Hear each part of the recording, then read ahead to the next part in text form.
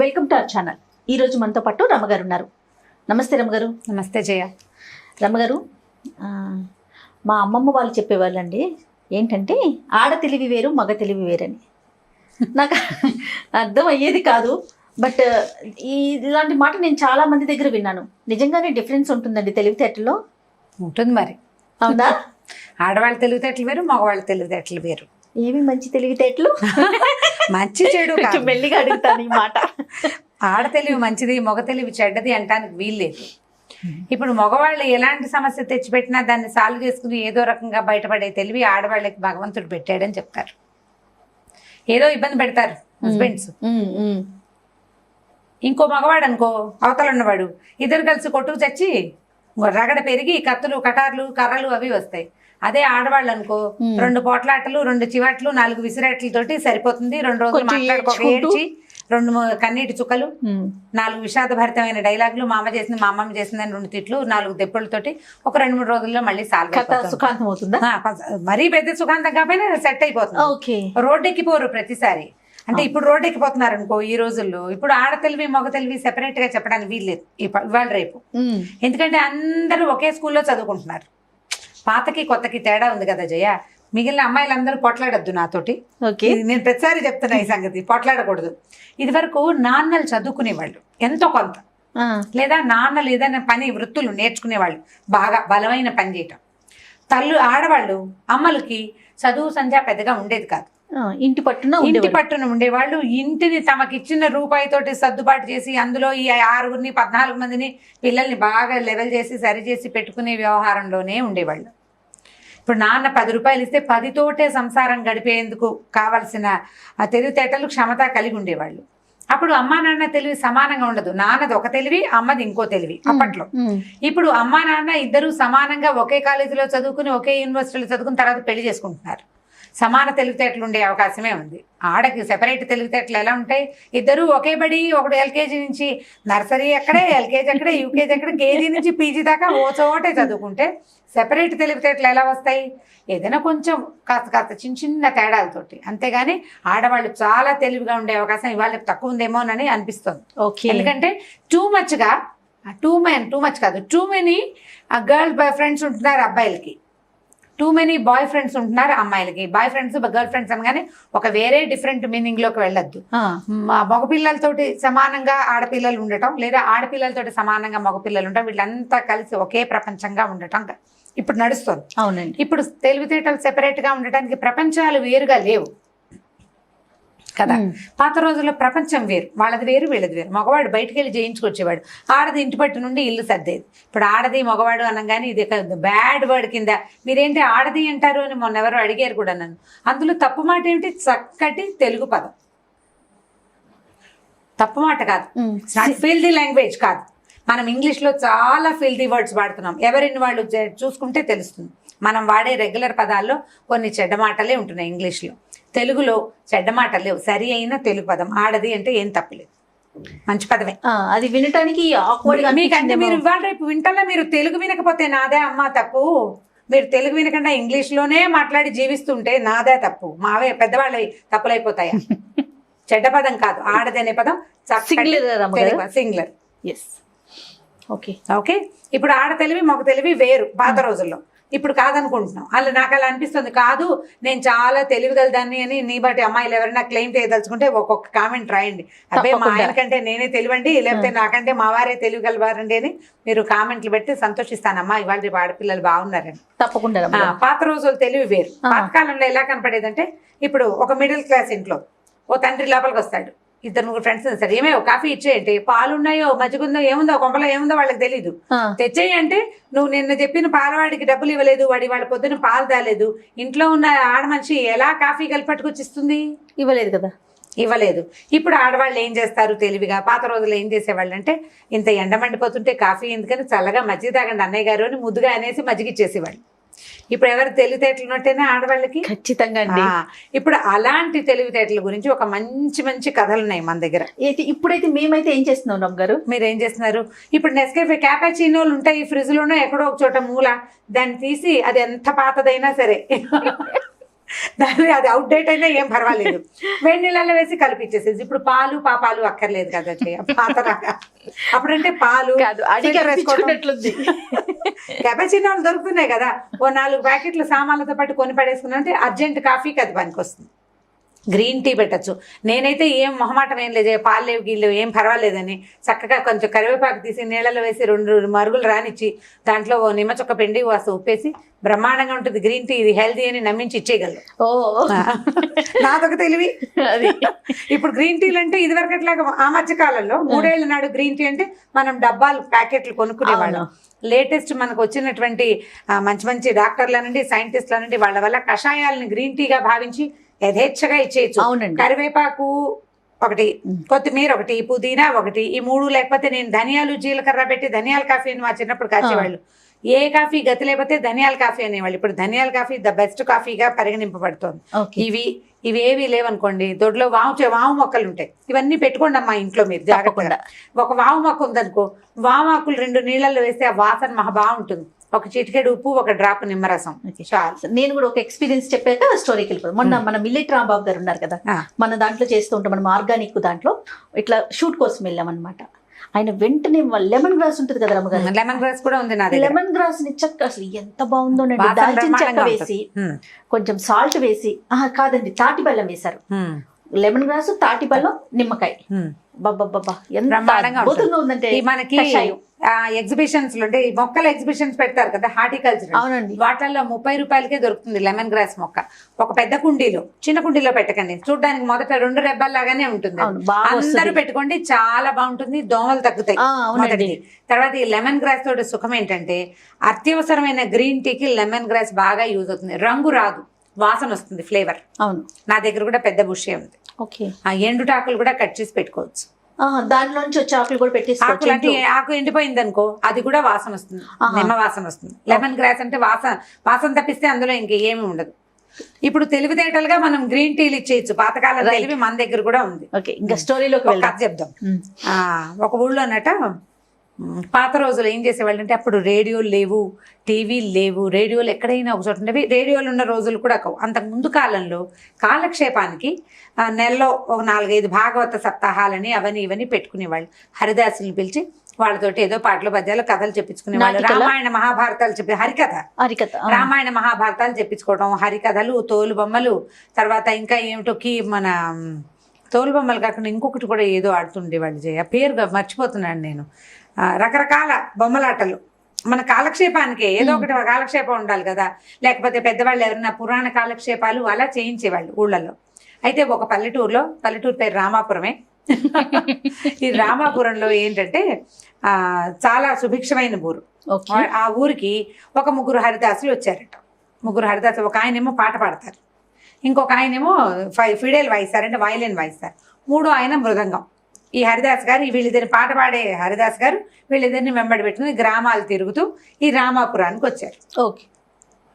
వర్షాలు లేని రోజుల్లో సంపాదించుకుని అన్ని ఊళ్ళు తిరిగి సంపాదించుకుని వర్షాకాలం సొంత ఊళ్ళల్లో ఉండేవాళ్ళు. అప్పట్లో సంపాదన మార్గాల్లో ఇదొకటి, ఊరూరా తిరగటం. ఆ ఊరెళ్ళి ఆ ఊరి పెద్ద దగ్గరికి వెళ్ళి, అయ్యా మేము సంగీతం చెప్పుకున్నామండి, హరికథలు చెప్తాం, రామాయణ మహాభారత భాగవతాలు, అదే చీమల్లాగానే రామాయణ మహాభారత భాగవతాలు 3 చెప్తాం, ఫలానా కథ చెప్తాం, ఈ కథ చెప్తామని చెప్పుకుని, సరే ఆ ఊళ్ళో చాటింపు వేసేవాళ్ళు. అందరూ కలిగిన వాళ్ళు పెద్దలు ఎవరైనా ఉంటే వాళ్ళు ఏం చేసేవాళ్ళు, వీళ్ళకి భోజన వసతి కొంతమంది క్రియేట్ చేసేవాళ్ళు. తర్వాత అందరూ రోజుకి ఇంతని ఇచ్చి మొత్తానికి వాళ్ళని 10 రోజులు వాళ్ళ దగ్గర కథలు చెప్పించుకుని రామాయణమో మహాభారతమో మనకు కావాల్సింది చెప్పించుకునేవాళ్ళు.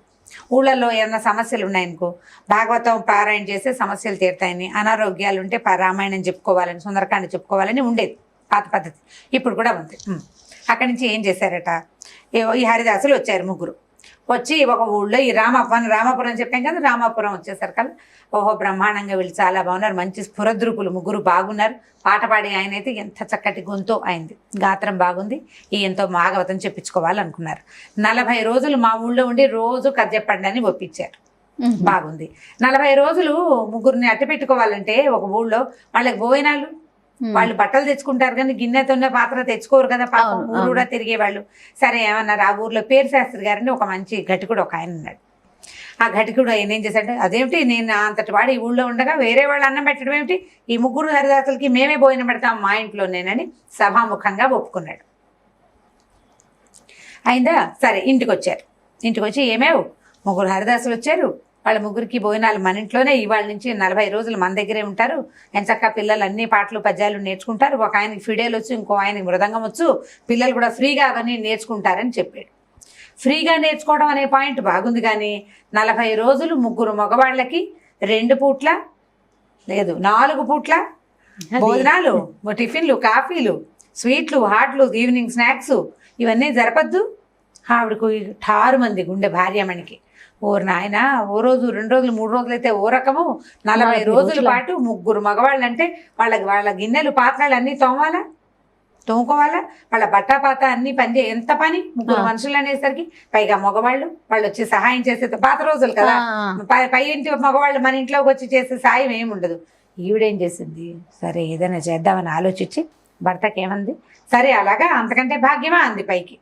భర్త గారు అన్నారు, సరే మొదటి రోజు ఇవాళే మన ఇంటికి భోజనానికి వస్తారు, ఏం చేస్తావు విశేషం అంటే, ఇవాళ మొదటి రోజు కదండి పిండి వంటలు పాయసం అవి చేస్తాను, మీరేం చేస్తారంటే చపాతీలు మన గోధుమ పిండి, పంచదార, ఏలక్కాయలు పట్టుకురండి, ఇవి పట్టుకొస్తే కాస్త ఏదైనా చక్కగా స్వీట్ చేసి పెట్టి అన్నం, కూర, పప్పు, పులుసు, పాయసం అన్నీ చేస్తాను, రేపటి నుంచి మామూలు పోయినవే, మళ్ళీ ఇది మధ్యలో ఏమైనా విశేషాల రోజున విశేషం చేద్దాంలేండి అని చెప్పింది. ఇక ఇది కదా అనురూప దాంపత్యం, అంతే కదా. భర్త ఇంత మాట ఇచ్చేస్తే ఏమిటయ్యా నీ మొహమండాన్ని తిట్టకుండా ఒప్పుకుంది, పిండి వంట చేస్తాను, పిండి వంట చేస్తానంది. బాగుంది. సరే ఏం చేశారు, ఆయన వెళ్ళి ఆ గోధుమ పిండి ఈవిడ చెప్పింది కదా, కాసిన ఏలక్కాయలు తెచ్చాడు, పంచదార పట్టుకొచ్చాడు, భార్య కప్ప చెప్పాడు. ఈవిడ లోపలికి వెళ్ళింది, వంట టకాటకా గిన్నెలు మోగుతున్నాయి, మధ్యలో వాసనలు వస్తున్నాయి, వంట చేసుకుంటాను. హాల్లో కూర్చున్నారు 3 హరిదాసులు, ఈ పేరు శాస్త్రి గారు.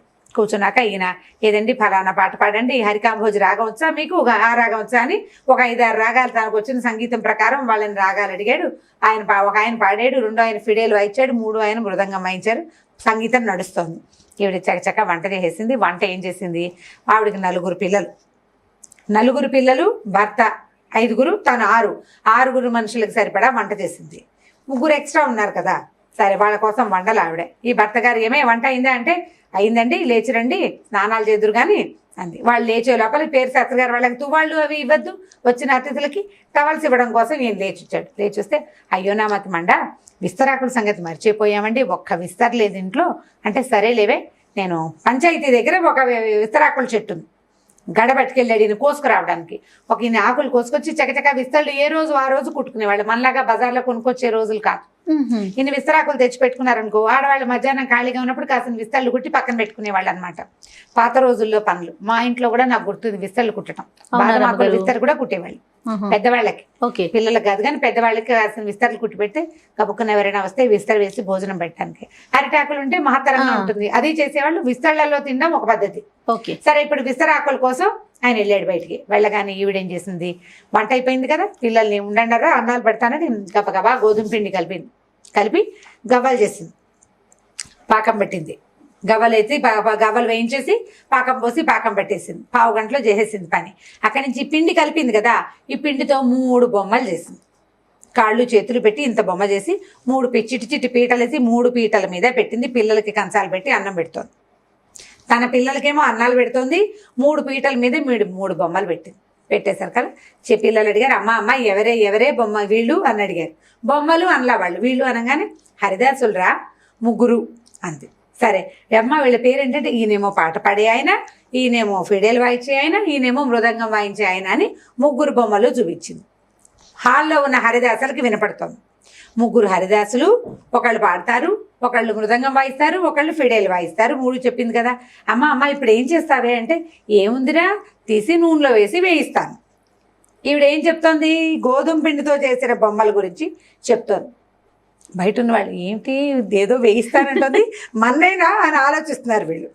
నూనెలో వేసి వేయిస్తాను. తర్వాత ఏం చేస్తావే, నూనెలో వేస్తావా, తర్వాత అంటే బాగా ఎర్రగా వేగాక పాకం పెట్టాను కదా, పాకంలో పడేసి పాకం పెడతాను అంతే అనేసరికలు వెళ్ళి 6 మంది గుండె. ఏమిటి పాకం పెడతాం అంటే ఏమిటి, ముందు వేయిస్తానంది, ఎర్రగా వేగాలి, వేగిన తర్వాత పాకం పడుతుంది. బ్రాహ్మణ ఇంటికి వచ్చామా, ఎవరింటికైనా వచ్చామా, వీళ్ళు ఏదో విచిత్రంగా మాట్లాడతారు. ఇంకా బాగా వింటున్నారు హాల్లో ఉన్న 3. ఈవిడేం చెప్పిందంటే, ఏమీ లేదురా, పీటల మీద కూర్చున్నారా, ఈ పీటల మీద కూర్చున్న వాళ్ళని సలసల్లాడే నూనె ఉంది చూసావు పొయ్యి మీద, ఇలా ఎత్తి అలా పడేయటం. పడేశాక కళ్ళపెళ్ళాడుతుంది నూనె, బాగా వేగిపోతారురా, చక్కగా ఎర్రగా వేగిన తర్వాత కావాలంటే ఉప్పు కారం వేసుకుని తినచ్చు, లేకపోతే పాకం పట్టచ్చు. పాకం రెడీగా ఉంది కాబట్టి పాకం పట్టేస్తాను అని ఆనంగానే బయటకు వచ్చిన వాళ్ళు, నాయన ఇదేదో బ్రహ్మరాక్షసుల కుటుంబం, ఆయన పైగా విస్తళ్ళు తేవడానికి వెళ్ళాడు, ఇప్పుడు ఈవిడ వేయించి కారం పెడుతుందో పాకం పడుతుందో, ఇవి రెండు అయ్యాక ముగ్గురిని కలిసి 3 ముక్కలుగా వేయించుకుని తింటారో ఏమిటోనండి. చల్లగా వీళ్ళు ఎవరు పెట్టే వాళ్ళు పుచ్చుకుని కామ్గా బయటకు వెళ్ళిపోయారు కామ్గా. సరే పిల్లలు అన్నాలు తినేశారు, ఈవిడ ఏం చేసింది, ఈ బొమ్మల్ని కలిపేసేసి ఈ బొమ్మలు వేగవురా అని చిన్న చిన్న ఉండలు చేసి వేయించేసింది కామ్గా. భర్త గారు వచ్చాడు విస్తళ్ళు పుచ్చుకుని, హరిదాసు లేరంటే హాల్లో లేరా అని అడిగింది. హాల్లో లేరు ఏరంటే ఏమో అక్కడేమన్నారు నాకేం తెలుసు, మడిగట్టుకుని పిల్లలకి అన్నాలు పెడుతున్నాను, వీళ్ళు లోపల కూర్చుని అన్నాలు తింటున్నారు, చిన్నపిల్లలు 4 చిన్నపిల్లలు కదా, పెద్దవాళ్ళు వచ్చేదాకా వీళ్ళు ఆగదు, అందుకని వాళ్ళకి అన్నం పెట్టేస్తోంది ఆవిడ. అన్నాలు తింటున్నారు పిల్లలు, బొమ్మలు లేవు ఏమీ లేవు అక్కడ ఆయనకు అర్థం అవ్వడానికి. తీరా చూసుకున్నాడు, హరిదాసులు బయటకు వెళ్ళిపోయారు. సరే అయ్యో ఇదేమిటని బగబగబా వెతికాడు, బయటకు వెళ్ళి కేకేశాడు. ఎంతసేపటికి రాళ్ళు వస్తారేమో లేండి, చెరులోకి వెళ్ళి ఉంటారు స్నానాలకి, ఏదో ఆడ మనిషి మడిగట్టుకుందని లోపలికి వచ్చి నన్ను పిలిచిండ్రు, పిల్లలేమో అన్నాలు తింటున్నారు, వస్తారులే కాసేపు చూడండి అంది. 3 అయింది 4 అయింది రాలా వాళ్ళు. ఈయన ఏం చేస్తాడు, నేను ఆకలిస్తుంది, సరే భోజనం చేద్దాం చూద్దాం అనుకున్నారు. సాయంకాలం అయ్యేసరికి ఊళ్ళో వాళ్ళు వచ్చారు, ఏమండి హరిదాసులు ఏంటంటే ఏమోనండి విస్తళ్ళు తేవడానికి బయటికి వెళ్ళాను, నేను విస్తరాకులు తెచ్చేసరికి వాళ్ళు వెళ్ళిపోయారు, ఏం జరిగిందో నాకు తెలియదు. ఇప్పుడు ఆడ తెలివి పనిచేసింది అనమాట. ఆవిడ ఒక్క మాట అనకుండా, వ్యతిరేకంగా మాట్లాడకుండా, తన తప్పు లేకుండా, ఇక్కడ ఏం జరిగిందో వాళ్ళు ఎవరికి చెప్పే అవకాశం లేకుండా చల్లగా పొమ్మనకుండా పొగ పెట్టేసింది, కామ్గా వెళ్ళేస్తా వెళ్ళిపోయారు. ఇది ఆడ తెలివి. ఇప్పుడు ఈ ఆడ తెలివితేటలు మగ తెలివితేటలు డిస్కషన్ అంతా తల్లులకి, పిల్లలకి కథ.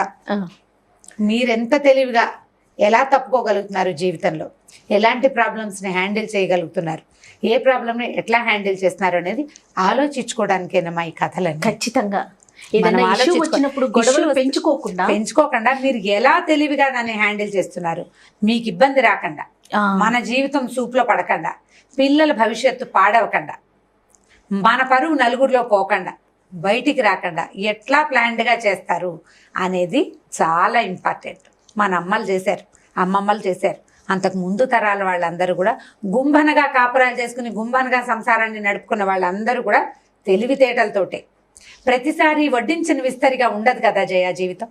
ఎప్పుడు వడ్డించిన విస్తరిగా ఉంటుందా? మనం అనుకున్న ప్లాన్ అవుతుందా? అవ్వదు. మాస్టర్ ప్లాన్ వేరే ఉంటుంది. మనం ఒకటి అనుకుంటాం, ఎవరో ఒకళ్ళు కారణం అవుతారు, దానికి ప్లాన్ అంతా చెదిరిపోతుంది. నువ్వు దాన్ని ఎలా సరి చేసుకున్నావు అనేదంతా నీ తెలివితేటల మీద ఆధారపడి ఉంటుంది. నేను మొన్న కూడా ఇదే మాట చెప్పాను, మీరు వండిందే తింటారు, మీరు పెట్టిందే జరుగుతుంది, మీరు చేసిందే చేత, మీదే పై చేయుగా ఉండేలాగా చేయటం మీ తెలివి మీద ఆధారపడుతుంది. పై చేయుగా ఉండాలి కానీ పై చేయిగా కనపడకూడదు. ఎంత బాగా చెప్పారు అమ్మగారు. అంతే, ఎగ్జాక్ట్లీ మీ అనుభవం. నా అనుభవమే అది. ఇప్పుడు మా చిన్నప్పుడు జయ అమ్మ నీ నెయ్యి మళ్ళీ ఇంకా వేయి, నెయ్యి ఇంకా కావాలంటే నెయ్యి ఎన్ని స్పూన్లు వేస్తారు, నెయ్యి పప్పాన ఇంత కలుపుతాడు పిల్లాడు, ఇంకా నెయ్యి ఇంకో స్పూన్, నాకు ఇంకో చెంచా కావాలంటే మా అమ్మ తిరగేవే అనేది. అంతే కదా, నెయ్యి స్పూన్ కనపడుతుంది, తిరగేసేస్తే ఏమొస్తుంది, ఏమి రాదు, చొక్క వస్తుంది, వాడికి సాటిస్ఫాక్షన్ ఉంటుంది.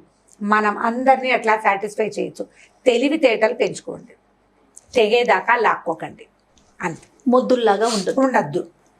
వాళ్ళు చదువుకుంటున్నాం కదా, ఇదివరకు అట్లాగా తెలివి తక్కువ రోజులు కావు ఇవి. తెలివి, చదువు, బోళ్ళంత ఎక్స్పోజర్, ప్రపంచాన్ని తెలుసుకునే అవకాశం మగవాళ్ళతో పాటు మనకి పూర్తి స్థాయిలో దొరుకుతుంది. దాన్ని యూటిలైజ్ చేసుకోండి, అంతే. సూపర్ స్టోరీ బాగుంది. స్టోరీ తర్వాత మీరు చెప్పిన మ్యాటర్ ఇంకా బాగుంది రమ్మ గారు. ప్రయత్నం చేసి చూడాలి మరి. ఖచ్చితంగా. థ్యాంక్ యూ సో మచ్ రమ్మ గారు. ఓకే జయ. ఈ వీడియో కనుక మీకు నచ్చినట్లయితే లైక్ చేయండి, షేర్ చేయండి. మరిన్ని వీడియోస్ కోసం మా ఛానల్ సబ్స్క్రైబ్ చేసుకోండి.